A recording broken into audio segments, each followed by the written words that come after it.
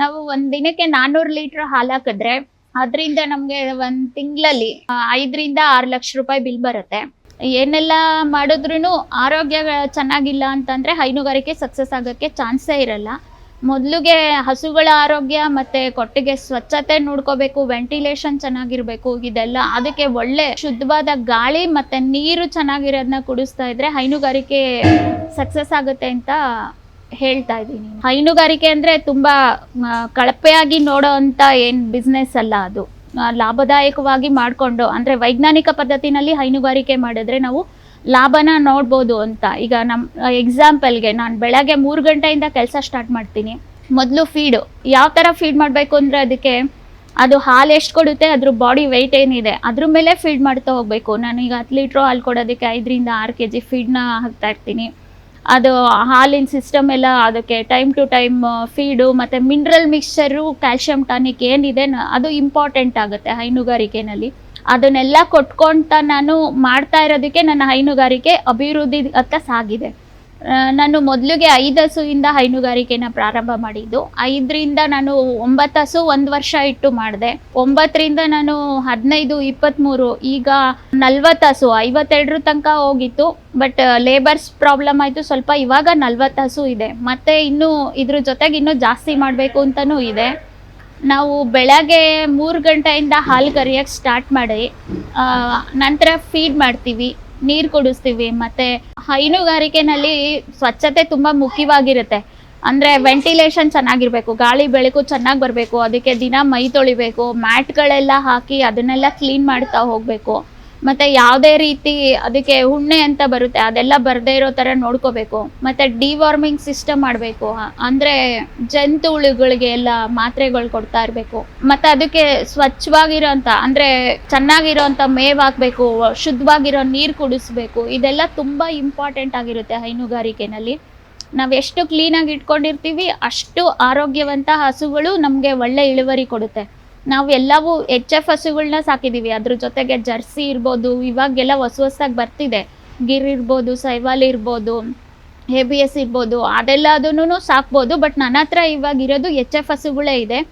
ಯಾಕೆ ಅಂತಂದರೆ ನನ್ನ ಬಿಸ್ನೆಸ್ಸಲ್ಲಿ ಹೆಚ್ಚು ಇಳುವರಿ ಕೊಡುತ್ತೆ, ಅದು ನನ್ನ ಬಿಸ್ನೆಸ್ಗೆ ಅನುಕೂಲ ಆಗುತ್ತೆ ಅನ್ನೋ ಒಂದೇ ಕಾರಣಕ್ಕೆ ಸಾಕಿದ್ದೀನಿ.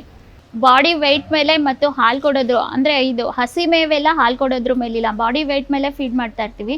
ಒಂದು ಹಸುಗೆ 1 ಟೈಮಿಗೆ 30 kg ಗ್ರೀನ್ ಫೌಡರ್ ಅಂದರೆ ಹಸಿ ಹುಲ್ಲನ್ನ ಫೀಡ್ ಮಾಡ್ತೀವಿ.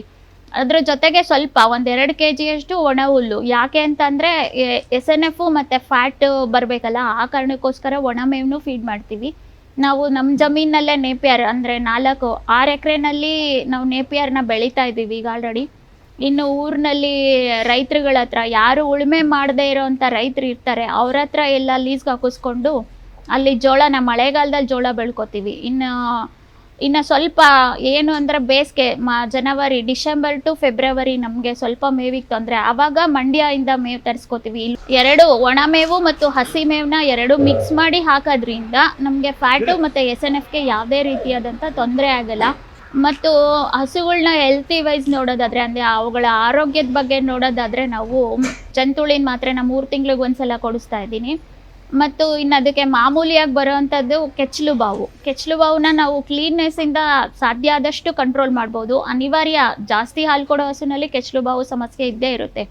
ಅದಕ್ಕೆಲ್ಲ ಡಾಕ್ಟ್ರು ಯಾವ ರೀತಿ ಸಜೆಸ್ಟ್ ಮಾಡ್ತಾರೆ ಅಂದರೆ ಅದಕ್ಕೆ ಕೆಲವೊಂದು ಔಷಧಿಗಳೆಲ್ಲ ಬರುತ್ತೆ. ಅದನ್ನೆಲ್ಲ ಪೆಂಡೆಸ್ಟೈನ್ ಇರ್ಬೋದು, ಮ್ಯಾಮಿಸೆಫ್ ಇರ್ಬೋದು, ಟ್ಯೂಬ್ಗಳೆಲ್ಲ ಹಾಕೋದ್ರಿಂದ ಅದನ್ನೆಲ್ಲ ನಮಗೆ ಹೇಳ್ಕೊಟ್ಟಿದ್ದಾರೆ ಡಾಕ್ಟ್ರು. ಅದೇ ಥರ ವ್ಯವಸ್ಥೆ ಮಾಡ್ತಾಯಿದ್ದೀವಿ.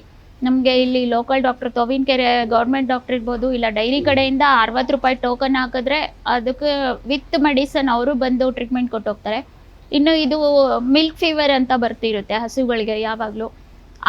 ಅದನ್ನು ಸ್ವಲ್ಪ ಗಮನ ಮಾಡಬೇಕು. ಅದು ಬಂದರೆ ಹಸು ಬೆಳಗ್ಗೆ ಚೆನ್ನಾಗಿರುತ್ತೆ, ಸಂಜೆ ಅಷ್ಟರಲ್ಲಿ ಮಲ್ಕೊಂಬಿಟ್ಟಿರುತ್ತೆ. ನೋಡಿ ಚೆಕ್ ಮಾಡಿ ನಾವು ಅವನ್ನೆಲ್ಲ ಥರ್ಮಾಮೀಟ್ರ್ ಇರ್ಬೋದು, ಮೆಡಿಸಿನ್ ಎಕ್ಸಾಂಪಲ್ಗೆ ಸದ್ಯಕ್ಕೆ ಜ್ವರಕ್ಕಾಗೋ ಅಂಥ ಇಂಜೆಕ್ಷನ್ಸ್ ಇರ್ಬೋದು, ಅವನ್ನೆಲ್ಲ ನಾವೇ ಹಾಕೋದನ್ನು ಕಲ್ತಿದ್ದೀವಿ.